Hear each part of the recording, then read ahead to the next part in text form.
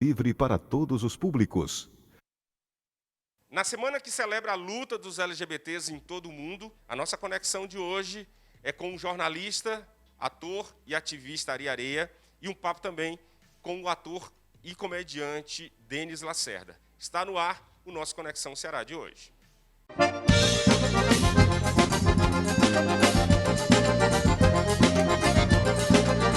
O nosso Conexão Ceará agora nós vamos bater um papo com o ator e comediante Denis Lacerda, que vai falar um pouco da sua vida, né, da sua vida na arte e como a arte ajuda no dia a dia dele, ele sendo um cara que tem orgulho do LGBT, ele faz parte de um grupo, inclusive, que milita socialmente pelos direitos LGBT, que é as travestidas, a gente vai conversar sobre isso, mas vamos conversar um pouquinho primeiro com o Denis Lacerda. Primeiramente, obrigado por aceitar o convite de vir bater esse papo com a gente, Eu Denis. que agradeço, um beijo para todo mundo do Conexão. Obrigada, Amadeu, por a gente estar aqui junto, debatendo, dialogando.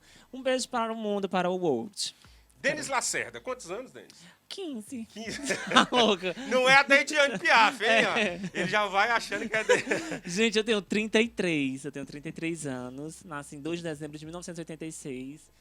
E atualmente, eu sempre comecei meu teatro, minha arte no bairro Conjunto Ceará, né? Hoje eu moro em outro bairro, né? Moro no bairro do Benfica.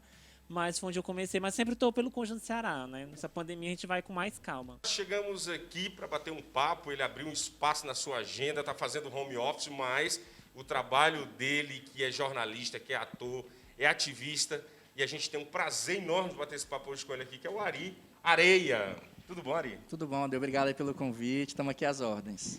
Ari Areia, Areia é artístico. É artístico, é. Por que Areia? Então, Ari Areia foi um apelido que eu recebi na época da escola, do colégio, né? Logo que eu entrei no meu primeiro grupo de teatro, me colocaram esse apelido. É o nome de um espetáculo de teatro infantil, chama Ari Areia, a história de um grãozinho que se apaixona por uma estrela cadente. E aí, isso era um bullying na época da escola, isso me irritava muito, eu ficava muito aperreado com esse negócio de Ari Areia, Ari Areia, inclusive a sonoridade é irritante, né? Uhum. Só que com o tempo, eu percebi que era bom. E aí, o que eu fiz? Eu botei no meu Orkut, na época era Orkut, Ari Areia, mudei, era Ari Filho, aí eu mudei para Ari Areia. Era para ser uma ofensa, para ser um aperreio, uma arenga, e eu transformei numa coisa boa. E aí isso, inclusive, começar com essa história legal, porque daí, depois, ao longo da vida, eu fui ressignificando outras coisas que surgiram para ser ruins, como isso de ser gay, como isso de ser um jovem da periferia, enfim. Nada disso, né, que é construído socialmente, né, para ser uma subjetividade negativa, me atinge de forma mortal, paralisante. O orgulho de você ser o Ari Areia, né, que era para ser uma coisa ruim, aí eu disse, não, agora eu gostei, agora é bom para mim. Uhum. Ou de ser viado, ou de ser, enfim. E marca, eu não conheço ninguém, João Areia, Maria Areia, né? Mas sabe que tem a família Areia? Sério? Eles são do Pernambuco. Você já foi buscar até... Busquei essa referência. Existe. Eu vi, inclusive, estava vendo uma matéria de TV, e aí, assim, imagens, Luciano Areia, acho que era uma coisa assim. Eu falei, gente, tem uma família Areia. E aí vi que tinha. Ou seja, fui me reconhecendo em outros Areias. Você falou que é da periferia. Qual bairro que você... Eu nasci no Pirambu, né, aqui na Regional 1. Minha família de pai e de mãe são todas de lá. Uhum. Minhas referências artísticas e políticas são de lá, porque eu tenho um tio que é diretor de teatro, Gerardo Damasceno, tio Dedé, e ele, né, embora nunca tenha sido ocupado nenhum tipo de cargo eletivo, ele sempre foi militante político, lutou contra a ditadura. Então, essa história de luta política e de luta na arte, né, surge, a raiz disso está no Pirambu. E eu cresci, né, em Messejana, na Regional 6. Então, esse pulo entre os dois eixos da cidade. Saí de Messejana, logo que entrei na faculdade, porque daí conversei com os meus pais sobre ser gay, e aí precisei deixar a casa, sair de casa. Uhum. E aí isso foi que me jogou para o Benfica. No Benfica eu pude fincar a raiz de outro jeito na cidade, com as minhas próprias pernas, né? E aí essa relação, né, com a cidade vem daí. Nasço no Pirambu, vou para Messejana. Qual a sua idade? Eu agora tenho 29 anos. 29 anos e já deu uma rodada em Fortaleza quase toda, né? E em boa parte do Ceará também. Quando foi que qual foi a idade que o Denis se identificou com a arte?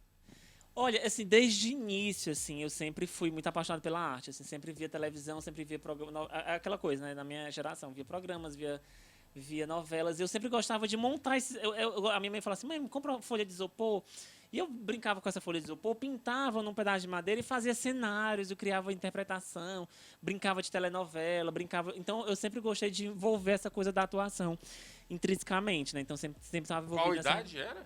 Acho que de 8, 9 anos. 8, 9 anos. Se eu lembro, isso é muito, muito forte na minha memória. Então, nesse período, até os 13, quando a 15 a bicha já não brincava mais, não. Mas, assim, você já... Eu lembro muito bem disso, né? De brincar, de criar, de pintar. E o que te influenciava? A televisão era a sua principal, Era- era a sua principal influência?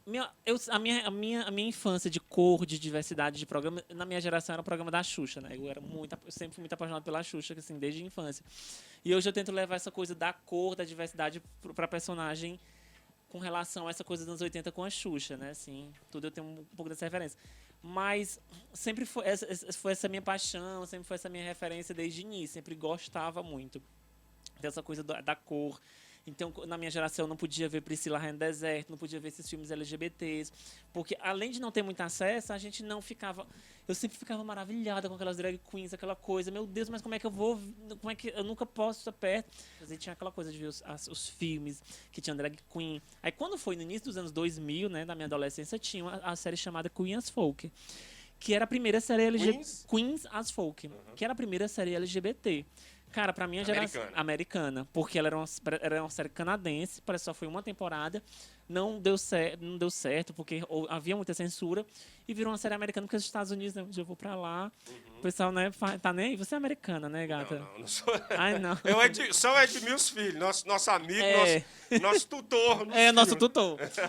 Mas, então, teve essa série que falou assim, meu Deus, no início da minha adolescência, eu ver Queen as Folk, onde eu ouvia aquilo que eu queria ouvir, via aquilo que eu queria ver, ter o pensamento de tudo aquilo que tinha dentro de mim, eu via na série. Então, foi aí, eu peguei essa geração que vai se moldando até essa, onde tem uma liberdade maior, né? Não existe uma grande liberdade, mas existe uma liberdade de diálogo maior, né? O pessoal fala, as bichas com 12 anos já estão se subindo. Que bom, porque na minha geração, com 12 anos, eu não podia. Porque eu era paudado, né? Justamente essa parte que eu perguntei quando a arte despertou, porque coincide no momento que você começa a se despertar não mais como criança, como um adolescente que começa a ter uns sentimentos, começa a ter vontades, que aí você meio que você diz, olha, os meus coleguinhas que até a namoradinha, não, eu tenho... vai aflorando isso junto? Vai muito, porque, tipo assim, você desde criança, você sabe, e não adianta pensar, isso é besteira. Mas a gente desde criança, todo mundo sabe pela criação de uma criança, que a gente entende quando você está percebendo que a criança está tendo algum... Você, da sua filha, você percebe que ela já está ficando uma moça, que ela já não deseja mais brincar daquilo, as conversas dela é outra coisa. E você, como pai, você vai acompanhando. Pra gente também era dessa forma, mas pra mim...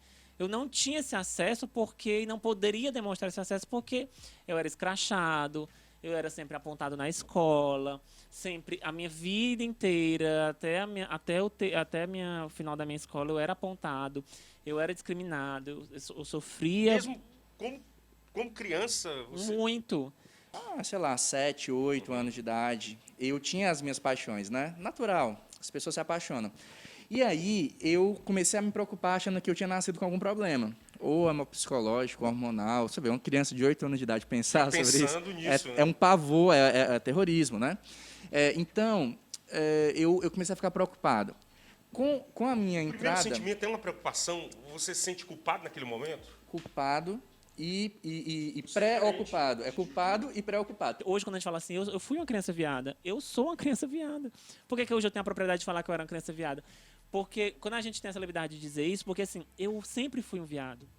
E quando fala, o viadinho, o pessoal, então pode chamar qualquer um de viado. Não, quando eu falo que eu sou um viado, sou viado mesmo, fui uma criança viada, é que eu tenho propriedade de dizer que eu sou livre, que eu tenho essa liberdade. Lugar de fala, que eu tenho tanto se fala, né? Você tem propriedade e é o lugar de fala. Quando a gente fala lugar de fala, você tem representatividade da sua vida. Da minha vida. É tua vivência isso. De pegar aquele bullying e falar, isso aqui eu sou e pronto. Mas você não sabia que era bullying. Eu não sabia, porque, tipo, 1993, 94, tipo... Que Não isso, tinha, né? é muito tempo. Você acha que, por exemplo, você é da periferia, nós somos da periferia, inclusive nós estamos gravando esse programa nesse momento na periferia, que é o nosso bairro aqui. Você acha que a periferia, a falta de educação das pessoas, isso tudo proporciona um agravamento no preconceito, principalmente enraizado dentro das famílias? Muito, principalmente quando as pessoas têm as instituições religiosas, muito a ideologia dessa instituição, dessa fé que agride, dessa fé que, realmente na construção familiar, né?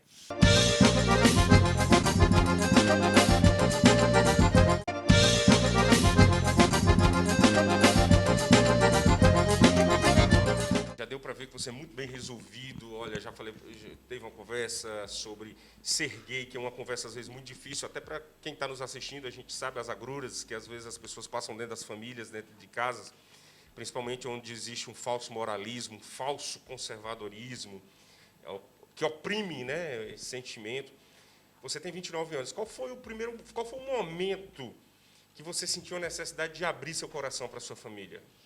Então, eu já tinha essa compreensão sobre a minha sexualidade desde sempre, desde que eu me entendo por gente, né?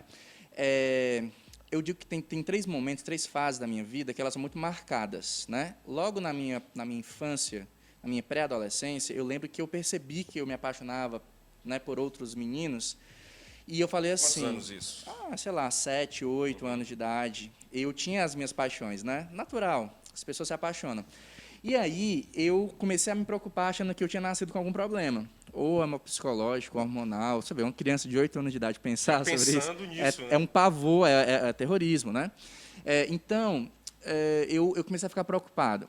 Com a minha O primeiro entrada... sentimento é uma preocupação? Você se sente culpado naquele momento? Culpado e Você é preocupado. diferente Culpado e preocupado. Primeiro porque você acha que você pode gerar um problema, por exemplo, quando você, na escola, você não performa a masculinidade padrão, né? Eu não gostava de futebol, achava o futebol um ambiente hostil. Não porque o esporte me desagradasse, tentei algumas vezes, mas o ambiente hostil dessa masculinidade mais pesada me repelia, não me aceitava. Não tinha a paciência de esperar eu acertar o chute, por exemplo. Então, o que é que acontece? Era um ambiente hostil. Então, eu aprendi que não gostava de futebol, gostava mais de ficar lendo, escrevendo, era um outro tipo de performance. Então, essa minha performance, fora dessa masculinidade esperada, o padrão, fazia com que as pessoas, na época da escola, na primeira infância, dissessem viado, bicha, mulherzinha. Ou seja, eu não tinha nem parado para pensar ainda, uma criança de 6, 7 anos, sobre quem que eu gostava. Mas o mundo, né, ao meu redor identificava isso e anunciava. Quando a gente fala que a escola não tem que estar preparada, porque a escola tem que estar preparada juntamente com os pais. Porque tem que saber agir com os pais. Principalmente falar assim, todo mundo quer se revelar. Por que tem muita criança? Existem, sim, sempre crianças trans. Por que tem crianças trans? Porque tem muitas mulheres travestis, homens trans, que quando eram crianças não podiam, não tinham essa liberdade de expor aquilo que eles se identificassem enquanto gênero, né? E eles, eu noto isso, eles têm um preconceito como se achasse que isso foi uma opção sua. Hoje eu vou ser viadinho. Tipo assim, eu vou ser muito... Não é assim. Não é. Não é. É uma coisa intrínseca dentro da sua genética, dentro da sua formação. O jeito de você... E às vezes é tudo muito inocente. Tipo, o jeito que você olha pro garoto, o seu desejo, é tudo muito natural. Do mesmo jeito que você tá em casa, que fala, essa menina é bonita. Você não tem esse seu desejo que você gosta? Aquela menina é bonita. É o mesmo desejo que eu sinto quando você... aquele menino é bonito. Então, é esse desejo que é natural. Essa coisa é natural. Tudo é muito natural. Então, por que às vezes a gente sofre? Por que a gente fica desnorteado? Por quê? Porque tem a família que você tem medo de ser expulso de casa, porque é uma vantagem. Eu tenho uma vantagem que a minha família tem uma outra cabeça. Eu sou privilegiado porque eu sou um LGBT, sou branco, né? Não, é um privilégio, infelizmente, que a gente sabe num país racista e um país que mais mata LGBTs no mundo e que mais consome pornografia LGBT, principalmente pornografias trans. Né? Então, e nisso tudo mostra uma hipocrisia podre da sociedade. É um país que mais mata travestis transexuais, mas é o que mais consome pornografia. O cara condena, não sei o quê, mas à noite, na escuridão, pega seu carro. Parece que na escuridão tudo é permitido, né?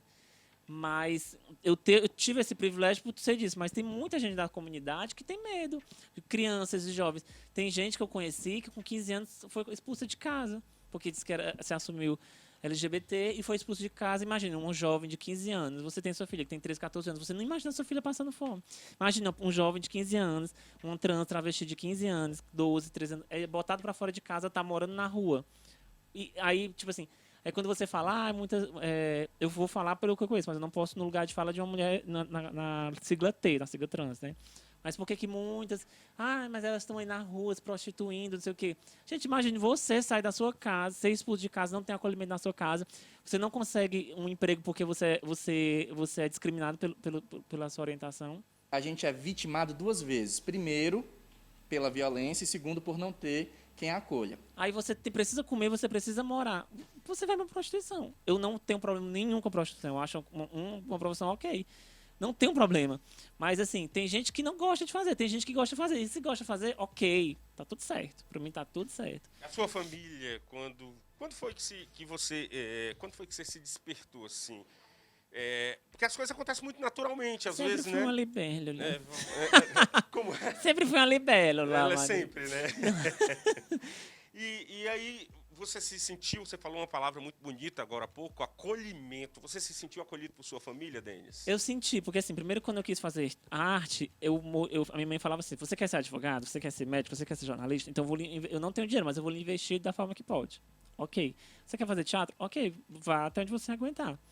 Quando eu consegui, é fácil porque também eu tenho a coisa do privilégio, né? Com o processo de acolhimento foi tudo muito natural, assim. A minha mãe se separou do meu pai muito cedo, então a minha mãe foi uma mulher que conseguiu aceitar a separação e conseguiu entender que a terapia e a coisa da terapia é muito importante para o crescimento particular de uma pessoa, para você se reencontrar. Então, a terapia ajudou muito minha mãe. Nos anos 90, uma mulher, sabe, recém-separada, com 3 filhos, entender a terapia vai me ajudar. Então, a terapia ajudou muito ela nessa construção, esse novo olhar. Ela foi uma mulher livre já muito cedo, né? Sem ter essas amarras de passar pelo que ela passou. Então, eu tive essa oportunidade desse acolhimento, né? De ser acolhido, de ser tudo muito natural.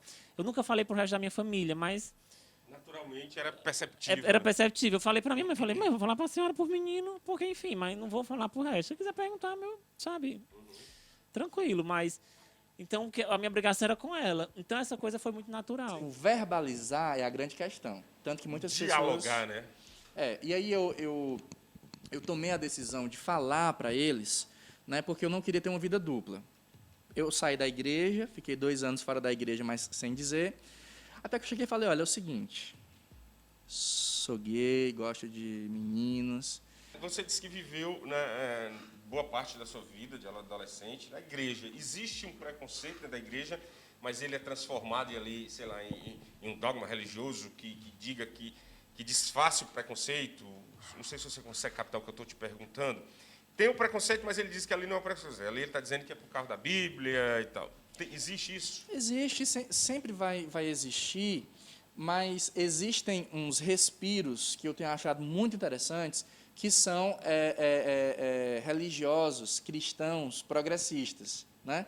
Existe um grupo muito interessante dos católicos pela diversidade, né? A diversidade católica. Existem igrejas evangélicas, né? Que são igrejas tradicionais, mas que têm uma relação super tranquila, harmônica com essa pauta, com essa diversidade. Fala aqui da igreja Bethesda, que tem me convidado para momentos muito importantes de conversa, né? Referências importantes como meu amigo Jamerson Simões, o próprio Henrique Vieira, que são lideranças evangélicas, que têm uma perspectiva de direitos humanos muito, muito razoável. E existem comunidades, não estou falando disso de 2020, né? Comunidades cristãs inclusivas, né? Como a ICM. A ICM existe em Fortaleza há 14 anos. É uma história. A ICM, no mundo, tem mais de 50 anos, talvez 51, 52 anos, e eles, da ICM, que é a Comunidade Cristã Metropolitana, tiveram presente em Stonewall. Ou seja, é uma disputa de narrativa de que esse argumento bíblico, religioso, cristão, ele não serve apenas para a opressão. Na verdade, ele não surgiu para isso. Né? A Bíblia não foi escrita para isso e Cristo não se dispôs ao mundo para isso. Então, eu acho que é importante destacar também, né, essa contranarrativa de religiosos LGBTs, porque há, e a fé, né, A manifestação de fé é um direito de todos e de todas, até daqueles que desejam não manifestar fé alguma, isso a Constituição prevê. E nós também temos fé. Ou seja, por mais que eu não seja religioso, eu respeito o direito da minha amiga que é travesti e quer frequentar a igreja evangélica, que está lá na Filhos da Luz, na Sou Livre, na ICM, ou qualquer outra religião que seja. E tem isso, Fortaleza a gente tem uma gama enorme de comunidades religiosas cristãs LGBTs.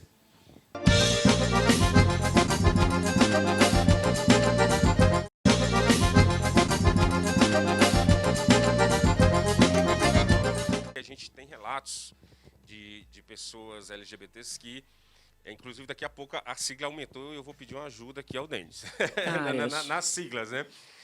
Você se sentiu algum momento, às vezes, culpado e quis, vou ver se eu quero namorar uma menina? Você chegou a ter esse momento? Já achando que era doença, achando que eu estava mal. Eu falava, eu auto me destruía. E eu falei, gente, eu estou morrendo por dentro, mas eu não tenho nada, né? Existe uma falha, e a gente tem que falar um pouquinho sobre isso, sobre esse modelo de família que está colocado, Amadeu, que ele é um modelo padronizado, idealizado, mas ele nunca é atingido. Né? Essa família padrão, tradicional, ela nunca se atinge. E olha como a pandemia, essa pandemia que nós estamos vivendo internacionalmente, ela sublinha que esse modelo faliu. Não estou falando de LGBT, poderia falar, certo? Entre nós LGBTs, o número de pessoas que tiveram que sair de casa aumentou consideravelmente. Tem uma pesquisa que saiu essa semana do Vote LGBT, que é um instituto lá de São Paulo, que mostra a porcentagem de pessoas como aumentou, que precisou sair de casa. Ficou insuportável, insustentável. Né? Mas não foi só isso. Veja os dados aí no Google, né, você que está em casa, os dados do aumento na violência contra a mulher, da violência contra as pessoas idosas, das violências contra pessoas com deficiência. Que modelo de família é esse que, quando é obrigado a ficar 24 horas por dia, todo mundo junto... Não se tolera, né? Não se tolera. E aí, assim, aumentar a violência contra a mulher, a violência doméstica, violência contra pessoas idosas, contra pessoas com deficiência, e as LGBTs não ficam fora disso, então o problema não está com a gente. O problema está nessa formulação, nessa estruturação. Que, quando alguém, né, sobe num púlpito ou vai para uma tribuna de um parlamento dizer que as LGBTs ameaçam a família, eu nunca vi uma família se desfazer por aceitar um LGBT. Eu tenho relatos recentes assim, de gente amigos que tinham um amigo que cresceu junto, que eram crianças viadas POCs, que sempre... Seria uma criança viada POC. Eu digo, quando a gente diz criança viada POC, é tipo assim, quando o pessoal não tinha essa coisa de apelidar, olha a bichinha POC, não sei o quê, como se fosse uma coisa pejorativa, assim, eu sou POC mesmo, eu sou brilhante, eu sou essa pessoa. Eu sou mais antigo, eu conhecia a história da bicha pão com ovo, é tipo isso. É um upgrade, é uma atualização da bicha pão com ovo. Era tipo isso, quando acontece essa coisa dos apelidos. Por que a gente toma propriedade disso? Para que eu sou isso, acabou-se. E tipo, quando você fala assim, e aí, eu sou viado, e aí, vai fazer o quê? A pessoa meio que morre, assim. Me respeita, né? Tipo, ela vai morrendo, ela vai se desfazendo, porque ela não tem mais o que dizer. Porque é como se antes eu tinha medo. Então, quando eu falo desse acolhimento, dessa coisa do passado, é tipo, a gente sempre acha que a gente está errado. Você que está em casa, tá vendo? Você sempre acha que você está errado. Que você tem algum problema. Por que a gente às vezes não fala? Porque a gente tem medo. Porque a gente tem medo de ser expulso de casa, a gente tem medo de tudo. Um dos motivos da gente estar fazendo esse programa, semana passada foi a Semana LGBT, dia 28, é o Dia Mundial que se comemora, o orgulho LGBT.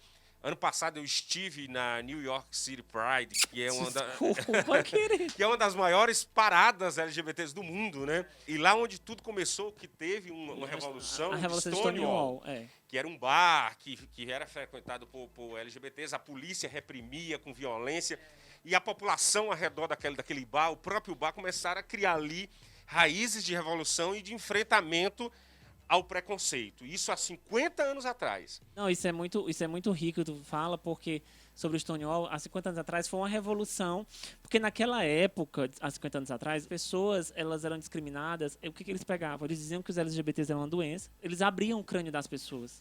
Tinha gente que vegetava, porque eles diziam que tinha algum problema mental. Eles abriam o crânio da pessoa, se a pessoa não tem nada para dizer, porque o gay é... Eles diziam gay, só. Eles internavam as pessoas passavam por tratamento de choque. Por isso que existe essa revolução, porque as pessoas não aguentavam mais. Elas não aguentavam mais, por isso que ali iniciou a separada LGBT. Aí, quando se vem para os anos 80 em São Paulo, que existia um delegado, que, na época dos anos 80, a ditadura, ele passava por São Paulo e saía prendendo e espancando todas as travestis e transexuais que tinham na rua. Do nada. Prendiam e diziam que atentado ao pudor, inventava qualquer história. Sabe? Então, por isso que existe uma militância. É por isso que existe uma galera que vai bater de frente. Porque imagine, você é trans, você está na rua e você é presa. Fortaleza era a mesma coisa, assim. Era o ponto que eu ia chegar quando eu falei de Stonewall. Entrevistar gente inteligente é bom, por isso que ele vai conduzindo do jeito que a gente pensou em conduzir. Poliglota. O mundo hoje, nós estamos no Brasil, é o país que mais mata LGBTs no mundo, isso é estatístico, Anistia Internacional, Departamento de Direitos Humanos da ONU, tem números, não é fictício. Para a gente entender o que é o LGBT, o que é que essa sigla, e essa sigla vem aumentando? Ajuda nossos telespectadores, porque é um assunto muito sério, não quero cometer aqui uma gafe. L de lésbicas. É gays, lésbicas, bissexuais, transexuais, travestis e LGBT. LGBT. Aí o T parou em transexuais. Só que agora aumentou, né? Porque o LGBT é confuso, transexuais, travestis e transgêneros, né? LGBTQ, queer a mais. Porque, se você for ver, porque assim, tem muita coisa que eu também não conheço, mas existem milhares de nomenclaturas de gênero. Eu perguntei isso para a gente chegar num ponto. Como é viver hoje? O Brasil, não só o Brasil, o mundo entrou numa era muito doida de extremismo. O conservadorismo pode ser chamado de hipócrita, porque você disse que o cara é ali conservador, tá todo família, mas à noite sai para buscar um travesti. Não, eu te corrigi, é importante te falar isso. Quando você está aberto a abrir o programa para isso, você também tem que aprender, sempre pensar no artigo correto. É a. Porque, por exemplo, quando você fala o homem trans, é porque é o homem. A mulher. É sempre como nos anos 80 utilizava muito isso. É importantíssimo ter falado isso. Não, é muito importante. A gente está aqui para aprender hoje, para dar nossa colaboração para a semana LGBT. Porque assim, às vezes você fala assim, olha aí o travesti. Gente, não é o, porque você não está vendo um homem, você está vendo uma mulher. Então, é a travesti, é a mulher trans. Trabalha, você que está em casa, fale. Gente, isso é besteira, isso aqui. Gente, não. O respeito está nisso, em ajudar no mínimo, no tratamento também? No tratamento. São coisas mínimas, são as pequenas coisas. Então, é muito disso, assim, o tratamento do artigo já começa aí, é um ponto. Existe um mundo em declínio, né, que não aceita, porque nunca, né, algo que está estabelecido, né, em posições de comando e de domínio, nunca isso vai aceitar voluntariamente dar lugar ao novo. Nunca. Então, as LGBTs, né, estão em processo, né, de tomar o debate público. As mulheres também, eu gosto sempre de colocar, né, em movimento para além das LGBTs, porque não é só uma luta das LGBTs. É uma luta contra uma percepção de mundo, né, que não vai adiantar resolver o problema da LGBTfobia se não tiver resolvido do racismo e do machismo. Não vai adiantar. A gente precisa destruir uma situação conjectural que o Brasil é o país que mais mata LGBTs, mas olha quantas pessoas negras são assassinadas. Agora, durante a pandemia, foram quase 70 adolescentes assassinados. O mundo ele foi organizado de forma em que a gente entendesse que a gente tem um lugar e que a gente não pode ousar sair desse lugar que foi delimitado. O armário dos LGBTs é a senzala para o povo negro, é a cozinha para as mulheres. Não, as mulheres têm que ocupar lugares de comando no país. Sabe, as pessoas negras têm que ocupar lugares de comando no país, as LGBTs também.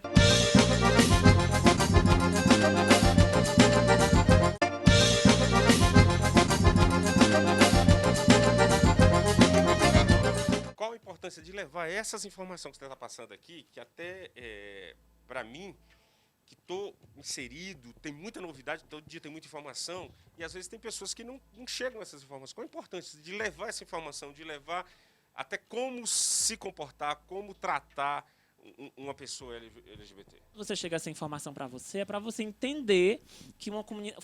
Quando a gente vai para parada, para festa, a gente vai para comemorar, porque fervo também é luta. Quando você vê aquele rodo de bicho na rua, você fala assim, porra, gente, é porque tem muito, tá nascendo muito. Não, a gente só tá dizendo que hoje em dia a gente não precisa mais ficar calado e esconder. Quando a gente se reconhece em alguém, a gente se sente impulsionado, se sente encorajado.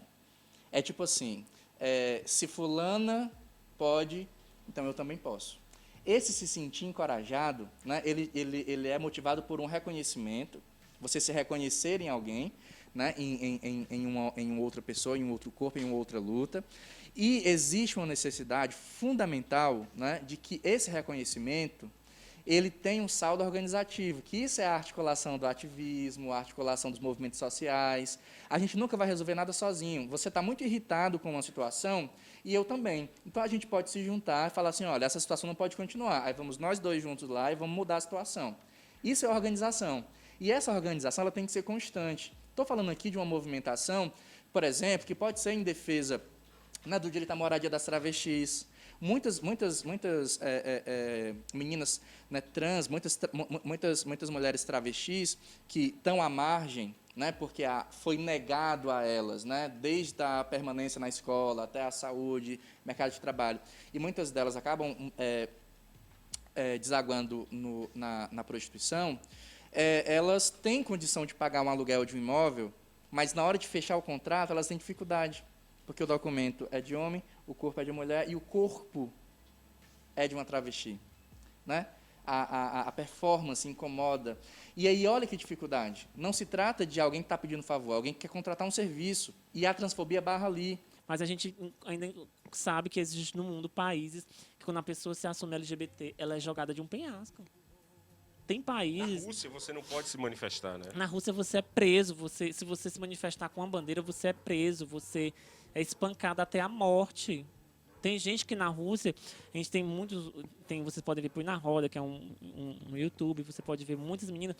Eu vi no Põe na Roda que tem uma galera que não é LGBT, parece que você vive pelo celular de código, conversando com outro cara de código. Porque ninguém pode saber. Tem gente que é morta, tem gente que é apedrejada. Tem países que é assim. Hoje a gente vive um privilégio, porque a gente ainda consegue andar na rua. Mas se a gente anda na rua, ainda rola um atraquezinho, sabe? Você falou em militância, você falou em luta.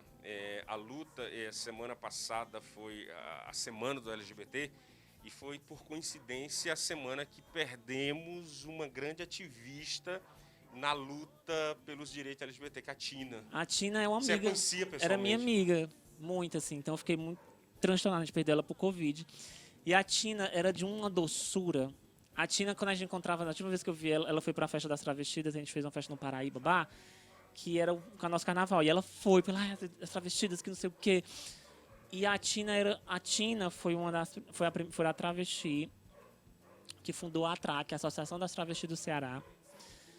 Ela fundou a ATRAC e foi ela que lutou pela militância, ela que lutou para ir atrás de nome social, foi ela que lutou para que conseguisse cesta básica para a trans e a travesti que morava na rua. A Tina, né, a história de vida da Tina, né, se confunde com a história da luta dos direitos humanos no Brasil, de resistência à ditadura militar. A Tina, ela cumpre um papel muito importante no imaginário, né, da cidade de Fortaleza e do estado do Ceará na resistência às LGBTs. Veja, né, durante décadas, né, meninas trans, travestis que viviam para Fortaleza e não tinham onde ficar, procuravam a casa da Tina. A Tina acolhia, né, a Tina encaminhava, a Tina orientava, a Tina era mãe, era família.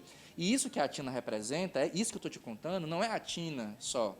Isso aí, pelo mundo inteiro, né, década de 80, de 60, de 70, as LGBT nos Estados Unidos, por exemplo, se organizavam em famílias. Né? Tinha uma mãe, uma matriarca, né, e ela acolhia as outras que estavam em situação de vulnerabilidade. Então, o que a gente está falando aqui, isso a Tina representa, é um outro modelo de parentalidade.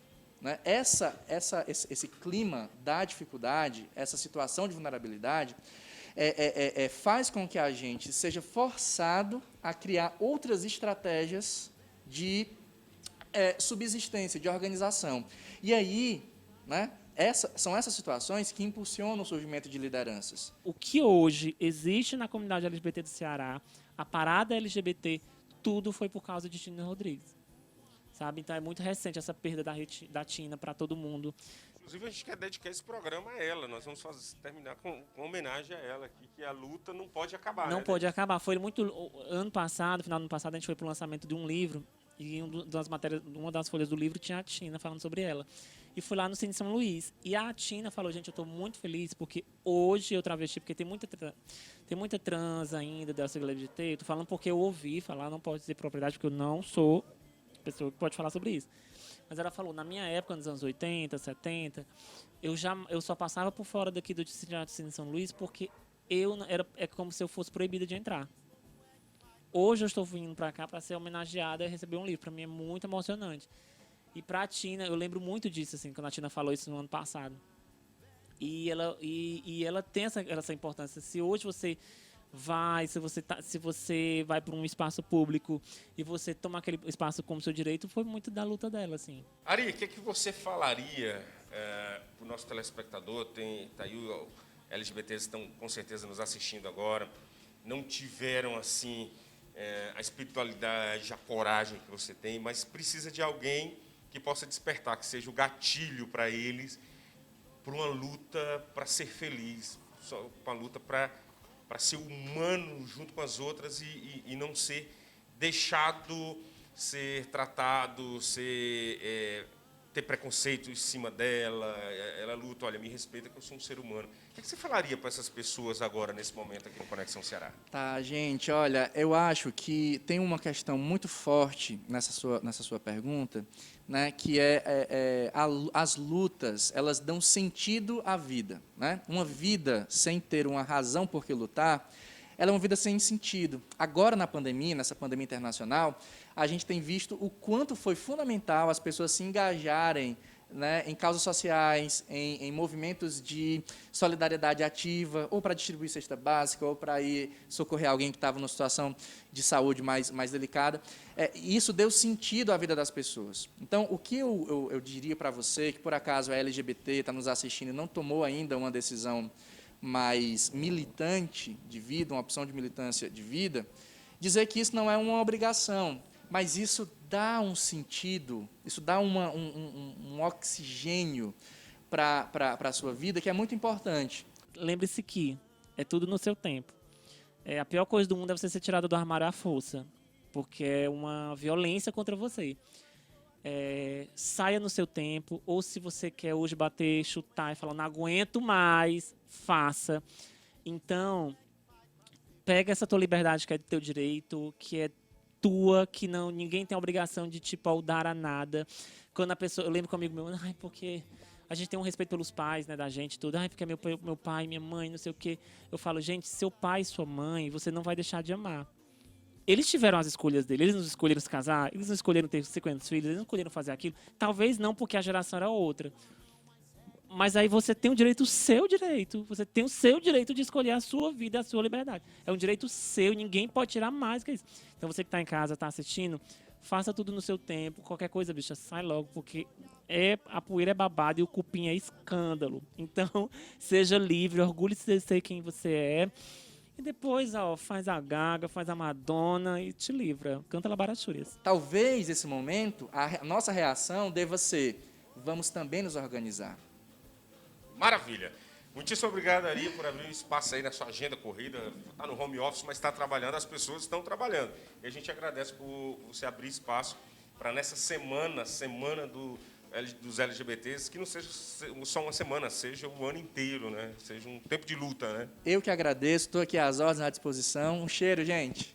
Obrigado, Denis. Obrigada, Amadeu. E parabéns pela Semana LGBT. O orgulho. O orgulho. Obrigada, Amadeu. Você que é um Tutankhamon do humor do jornalismo brasileiro. Obrigado. Obrigado. Tchau, tchau, gente. Me senti a Xuxa. Pra ser feliz.